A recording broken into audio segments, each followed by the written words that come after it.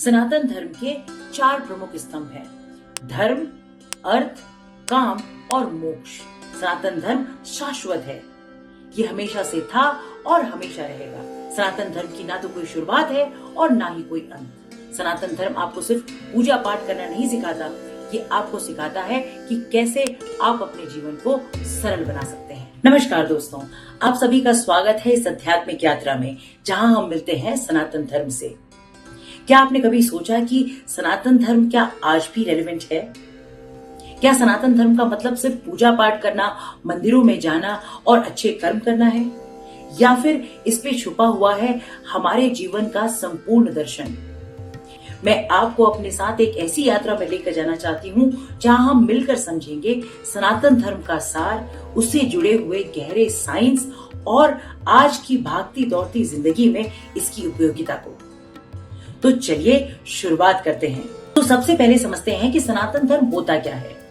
सनातन धर्म किसी जगह या समय का मोहताज नहीं है। कहने का मतलब ये कि हम ये नहीं कह सकते कि सनातन धर्म इस जगह पर पैदा हुआ था या इस समय पर पैदा हुआ था। सनातन धर्म शाश्वत है, ये हमेशा से था और हमेशा रहेगा। सनातन धर्म की ना तो कोई शुरुआत है और ना ही कोई अंत।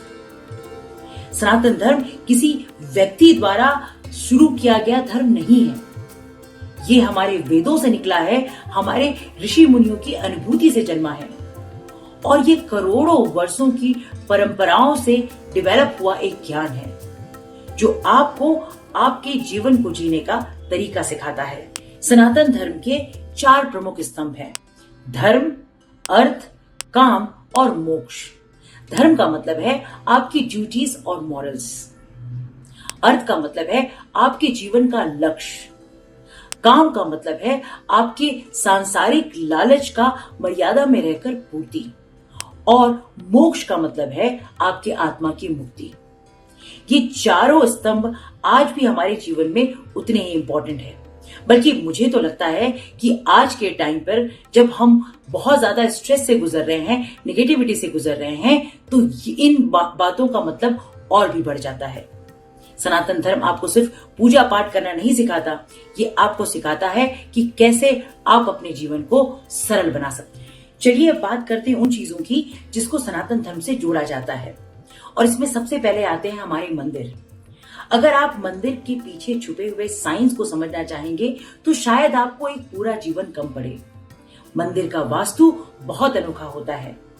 मंदिर के गर्भगृह की स्थापना उस जगह पर की जाती है जहां पर मैक्सिमम मैग्नेटिक एनर्जी होती है।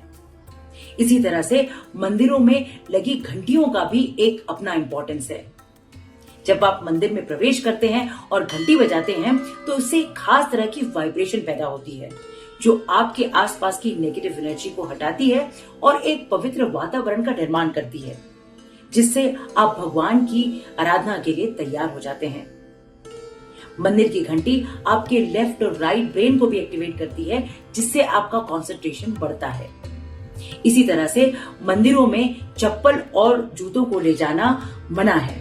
उसके पीछे रीजन हाइजीन या रिस्पेक्ट का नहीं है, उसके पीछे ये बात है कि आपका शरीर जो है वो मंदिर के फ्लोर से डायरेक्ट कांटेक्ट में आ सके और आप मंदिर की पॉजिटिव एनर्जी को एब्सॉर्ब कर सके। जब आप मंदिर जाते हैं तो बहुत से मंत्रों का उच्चारण करते हैं और इसमें सबसे ज्यादा कॉमन मंत्र है ओम। ओम का महत्व सिर्फ हिंदुओं के लिए ही नहीं है, बल्कि बौद्ध और दूसरे धर्म के लोग भी ओम को बहुत मानते हैं। जब आप ओम का उच्चारण करते हैं तो आपका मन शांत हो जाता है और आपके स्ट्रेस लेवल कम हो जाते हैं। ओम को साउंड ऑफ क्रिएशन भी कहा गया है, क्योंकि इसकी फ्रीक्वेंसी अर्थ के रेजोनेंस से मिलती है। जब आप ओम का उच्चारण करते हैं तो आपके मन में एक अजीब सी शांति आ जाती है और आपके सारे चक्रा बैलेंस हो जाते हैं। इसके अलावा भी बहुत से मंत्रों का हम जाप करते हैं। हम एक सेपरेट एपिसोड बनाएंगे जिसमें हम मंत्रों के इंपॉर्टेंस, उनको करने के तरीके और उनके फायदे के बारे में बताएंगे। सनातन धर्म में मानसिक और शारीरिक स्वास्थ्य पर भी बहुत ध्यान दिया गया है।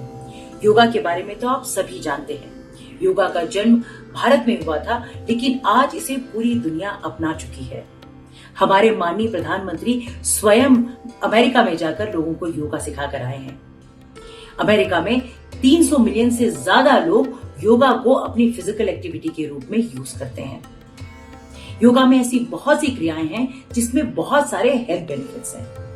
मिसाल के तौर पर अगर आप प्राणायाम करते हैं तो आपके लंग्स की कैपेसिटी बढ़ती है और आपकी इम्यूनिटी मजबूत होती है। अगर आप मेडिटेशन करते हैं तो कॉर्टिसोल जैसे स्ट्रेस हार्मोन्स कम होते हैं और आपका ब्लड प्रेशर कंट्रोल में आता है। और सूर्य नमस्कार की तो आप क्या ही कहें, अगर आप सूर्य नमस्कार करते हैं तो उससे आपका डिटॉक्स होता है, एक कंप्लीट कार्डियो एंड स्ट्रेचिंग होती है। जहां वेस्टर्न वर्ल्ड माइंडफुलनेस की तलाश कर रहा है, वहीं सनातन धर्म ने इसे हजारों साल पहले सिखा दिया है। अब बात करते हैं बहुत सी छोटी छोटी प्रैक्टिसेस की जो सनातन धर्म से जुड़ी हुई है। जैसे कि शादी तो हर धर्म में होती है, लेकिन अगर हिंदुओं में शादी होती है तो अग्नि को साक्षी मानकर 7 फेरे लिए जाते हैं। ये 7 फेरे स्पिरिचुअल बॉन्डिंग के प्रतीक हैं। ऐसे ही हमारे घरों में तुलसी का पौधा होता है, तो ये सिर्फ एक परंपरा के लिए नहीं है। जहां तुलसी होती है वो वहां की हवा को साफ करती है। साथ ही तुलसी के बहुत सारे मेडिसिनल प्रॉपर्टीज हैं। जब आप पूजा करते हैं तो माथे पर तिलक लगाते हैं, उसकी भी अपनी इंपॉर्टेंस है। ये आपके 3rd आई को एक्टिवेट करता है। साथ ही ये बहुत ही इंपॉर्टेंट एक्यूप्रेशर पॉइंट है। आप सुबह उगते हुए सूरज को जल चढ़ाते हैं, तो ये एक डिसिप्लिन का कारण है कि भाई जल तो आप तभी चढ़ा पाएंगे जब आप उगते हुए सूरज के साथ खुद भी उठ जाएं।